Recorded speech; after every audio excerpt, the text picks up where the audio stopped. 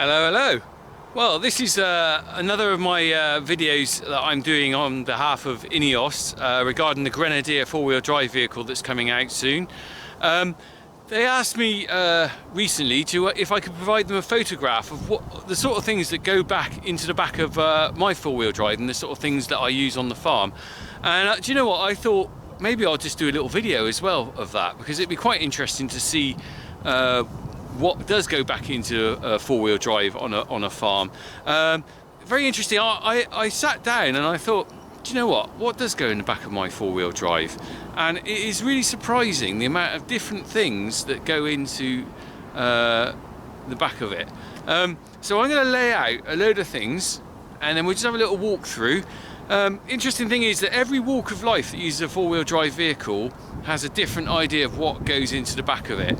From the fire brigade to the army to a mountain ranger, they've all got different stuff. So this is what goes in the back of my four-wheel drive on a farm like this, a little dairy farm in South Gloucestershire. Let's have a look and we'll recap at the end, because it'll take me a while to put the stuff out. Let's have a go.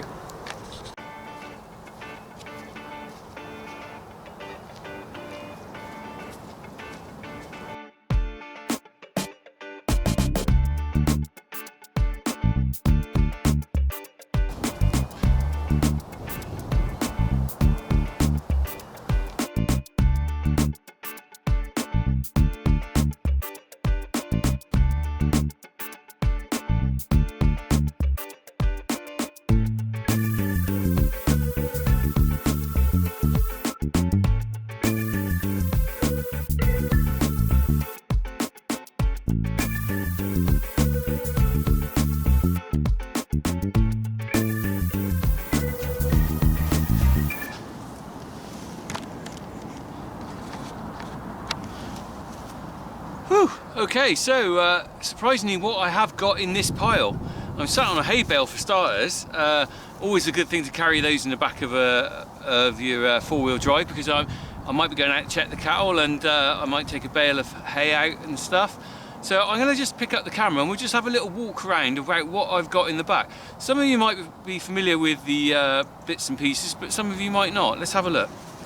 Okay, so essentially I've got a variety of bits and pieces of kit and things here, and also things that I might go and collect. For a classic example here, some calf feed. Now I would go over to the mill and pick up maybe half a dozen bags of that, stick it in the back. Blue Circle cement, so I might go and pick that up. But also what I'm doing is I'm driving out to, say, some of the walls on the farm, like there's a classic example there, with my tools, a bucket for the water, the trowel, lump hammer, and I'll do a repair job on the wall. Likewise, I'm coming through here. Here's the tools of the trade for a bit of chainsawing. So I've got a couple of different chainsaws, the stills, chainsaw wellies, protective helmet, the petrol and chain oil. So again, I might go out and do that, like a tree there and cutting up. Coming on here, we have a fencing stake. Now, loads of those around the farm. In fact, look, there's some stakes there around that tree. I need to put those in the back. I'm then carrying with me the tools that I use to put them in. So I've got a spade, I've got a sledgehammer to tap them in, a bar hole to make a hole in the ground, and then a roll of barbed wire there to sort of, maybe I'll need to put that around the edge to stop the cattle getting through or something. So coming on here, if I'm doing some tree work, I might be trimming the branches off. There's a slasher, or bill hook we call it. And I use the fork there to lift the bits off. Obviously, I might put the logs in the back. There's some logs over there, look. I'll put those in the back of the bring back with me. Coming on here, we've got electric fencing stakes. You see me in the summer putting these up for the cattle, and a roll of the wire going through. There's a straining post that I put that strainer on. And then there's the electric fencer there. That just puts a small charge through the wire, stops the cattle trying to break through it. Coming around here, there's a few more tools. These are my fencing tools, trusty hammer, strainer made myself, DIY job. Look, there's a tool for pulling out the, what do you call, staples. And let's have a look in here.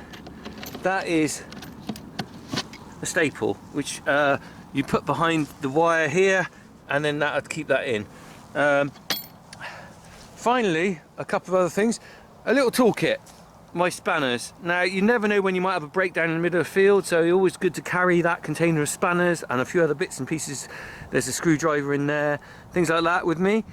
And finally, something I don't like to use too often, but necessity, is a veterinary piece of kit. This is called a calving jack.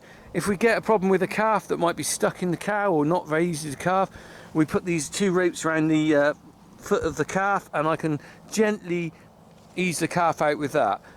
It's saved a lot of lives since we've owned that. We used to get the vet out, and now I can respond to it a lot quicker. I can drive to a field, if there's a cow in distress, use that to help get the calf out. So there we have it. That is a selection of things that go in the back of the vehicle.